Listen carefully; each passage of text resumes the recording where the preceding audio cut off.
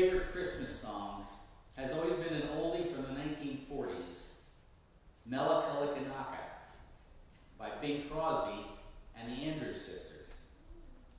That's the one that tells about Christmas in Hawaii. There's something about a Hawaiian Christmas that captures the imagination. Trees dressed up with bulbs, ornaments, and tinsel next to swaying palms. Fantastic Hawaiian sunsets. Ships at the harbor decked out in green and red lights. And Santa Claus sitting on the sand in a pair of sunglasses. Quite an unusual way to spend Christmas, wouldn't you say? And that leads to my question this morning.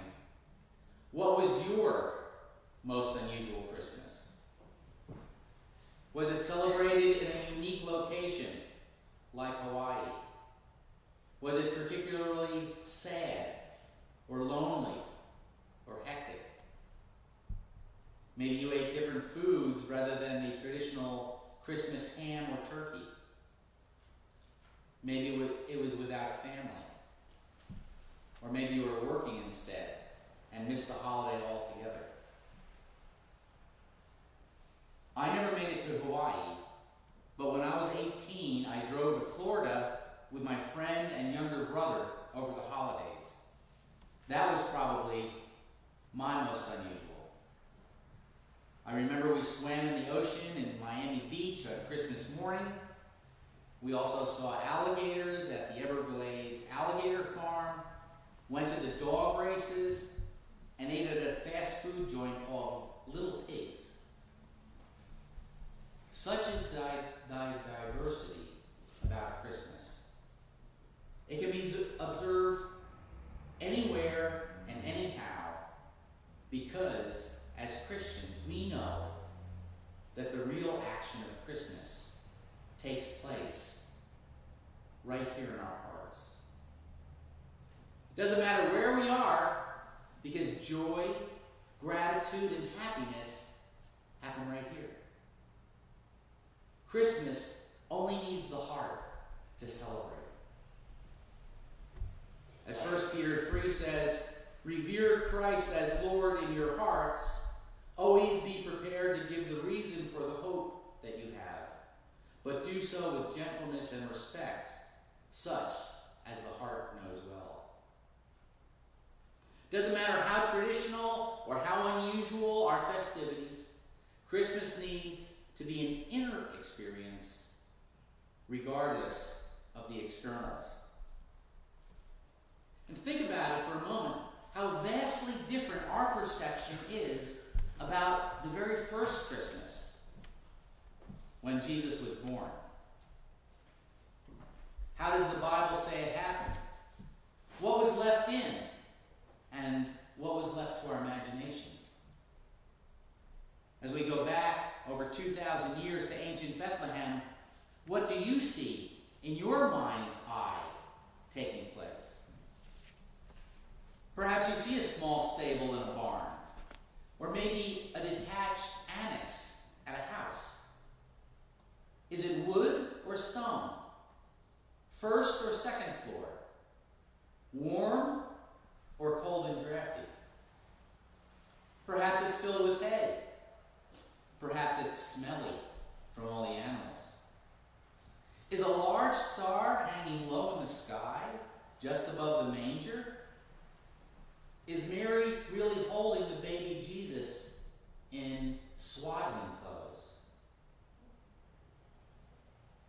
Is that what we see when we picture the first Christmas? Or is your heart telling you that it might have happened some other way? It's amazing to realize that when we celebrate our modern Christmas, the spectacle of Christmas, our supersized, mega, uber, over-the-top Christmases, that really there's only two people in the world to thank. And that would be our two gospel writers, Matthew and Luke. Think about it. Out of the 66 books of the Bible, it's only in the Gospel of Matthew and in the Gospel of Luke that we get any kind of an account of what happened during that sacred Christmas time long ago. And you have to ask yourself, why doesn't even any of the other books of the New Testament mention the Nativity? I read an excellent book about this called The Origins of Christmas by a Catholic priest, Father Thomas Kelly, that helps us understand why. The cold hard fact is, according to Kelly, that the earliest Christians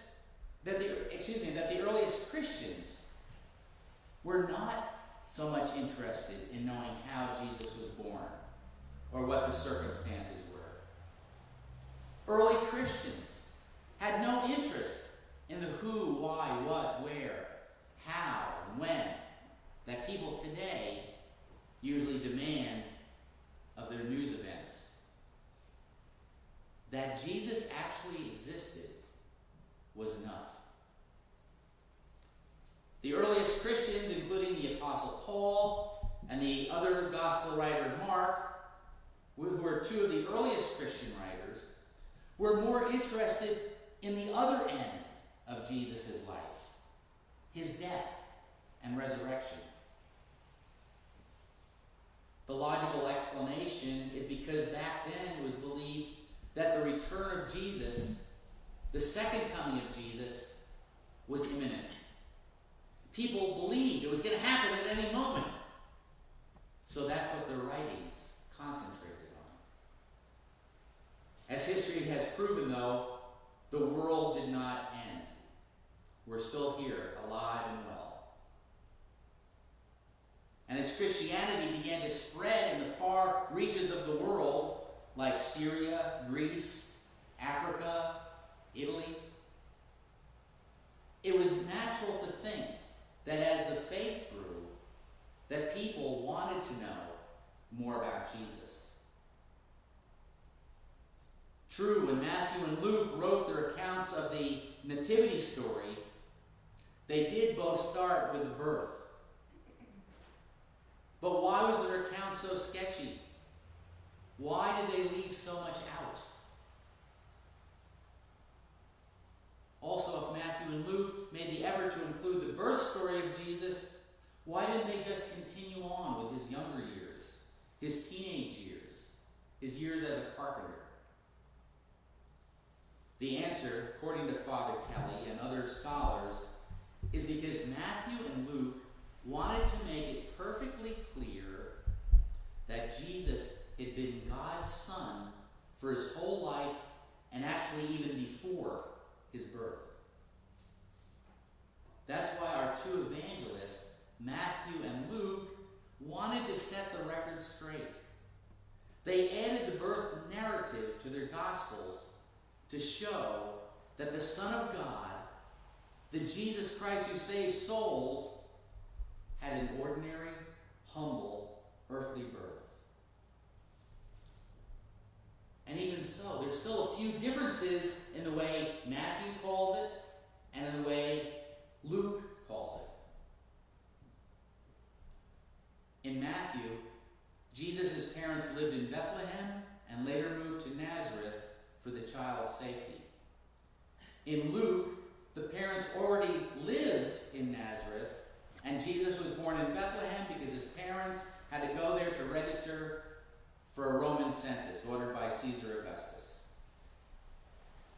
Only in Matthew do we learn about the coming of the Magi, about Herod's massacre of boys under the age of 2, and about the Holy Family's flight into Egypt.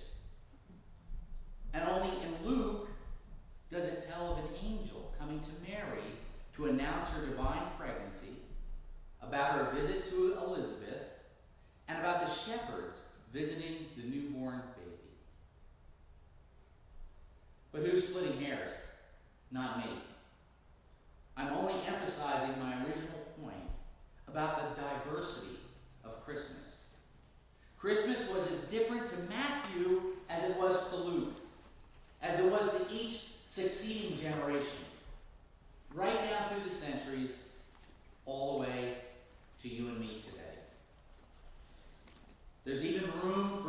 Christmas jokes. Once upon a time, a preacher came to a small town, much like this one, to conduct a Christmas Eve service at a church that had no minister. The preacher arrived in town with a stack of Christmas cards that still needed to be mailed out. So he stopped a 6-year-old boy on a bicycle and asked him where the post office was. The boy told him. The preacher thanked him and continued, "You know, young man, if you and your family come to the service tonight, I'll tell you how to get to heaven." And the boy said, "I doubt about that. You don't even know how to get to the post office."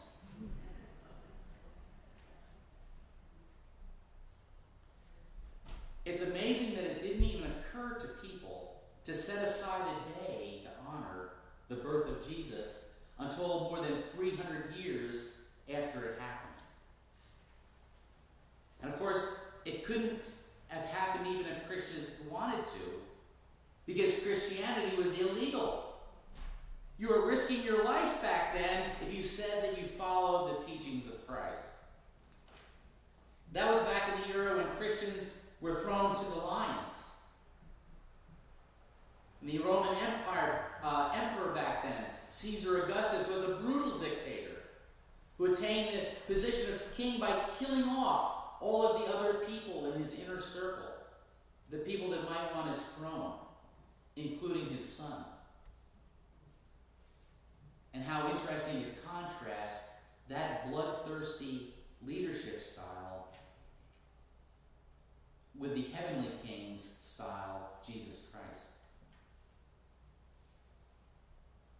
Even after Caesar Augustus was dead, he was declared to be a god by the Roman government. So everyone had to worship Caesar Augustus. And at that time, there was a relative of Caesar named Tiberius, who was also walking around saying, "I'm a god."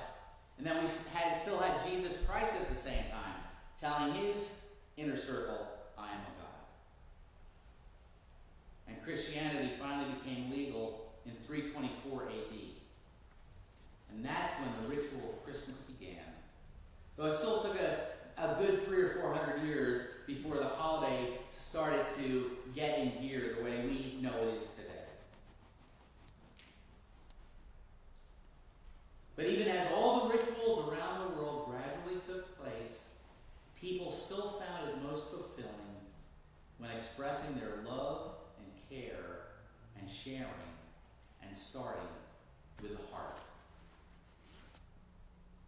And that's so important to consider today, 2013, as we Christians come to terms with this one particular holiday that outshines and outdistances all other birthdays. Something that's bigger than all other holidays, all other observances of other faiths, and it keeps growing bigger and bigger by the year. Rick Warren, author of The Purpose-Driven Life, makes the point that Christmas is so big these days that it controls in excess of 1 month of the year. More than 1/12 of our year is dominated by his birthday. And his birthday is so big, he says, that even our own birthdays are controlled by this because the entire calendar is configured around Jesus' birthday. So this much activity going on, this much hustle and bustle, how do we keep things in perspective? The answer is to go right back to how the earliest Christians celebrated, with our hearts. Amidst all the celebrations and noise and opening presents and the wonderful music, let's not forget to keep Christ in our hearts. The Apostle Paul writes in Hebrews, "Therefore, since we have a great high priest who has gone through the heavens, Jesus, Son of God, let us hold firmly the faith that we profess." Jesus learned obedience from what he suffered, and once made perfect, he became the source of eternal salvation for all who trust in him. And that's the Jesus we need to celebrate in our hearts this year. The Jesus who saves, the Jesus who grants salvation, eternal salvation for anyone who asks. And let's not forget there's other types of salvation as well. There's salvation from worry, salvation from fear, salvation from addiction, salvation from misery, salvation from our shortcomings and mistakes. Friends, even though the 25th has passed, we can still celebrate Christmas every day of the year. We can celebrate Jesus, who was born, who lived a perfect life, who died, who rose,